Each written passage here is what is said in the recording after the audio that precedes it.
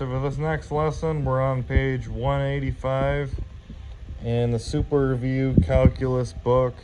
We're skipping ahead so we have a general basic understanding about revolutions and volume of a solid of revolution and the different methods.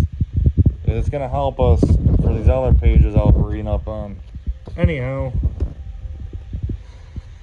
the section 9.2, the volume of a solid revolution. If a region is revolved about a line, a solid called a solid of revolution is formed.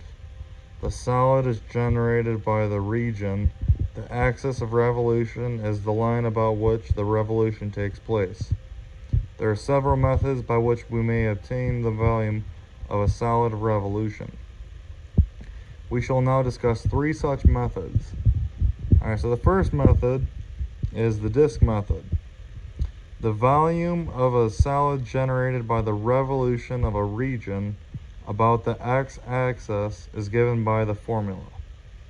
Velocity equals pi times a to b, the function of x squared times d times x, provided that f is a continuous non-negative function.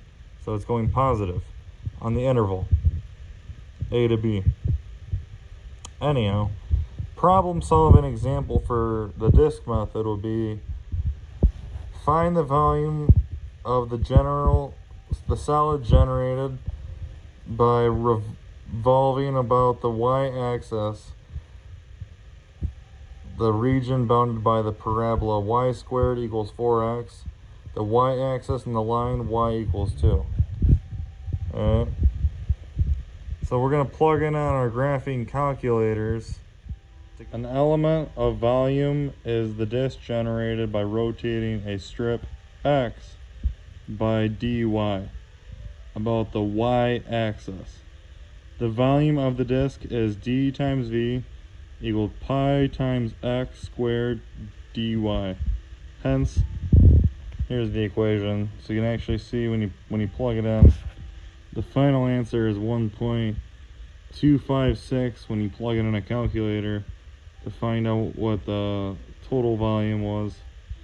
So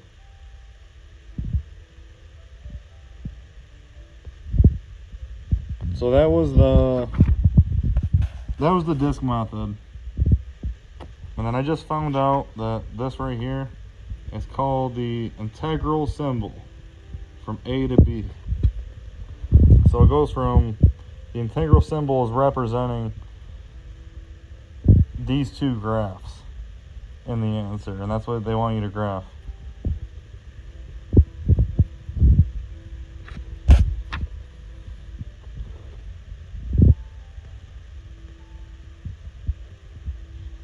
So you can see I circled where it says y squared equals 4x.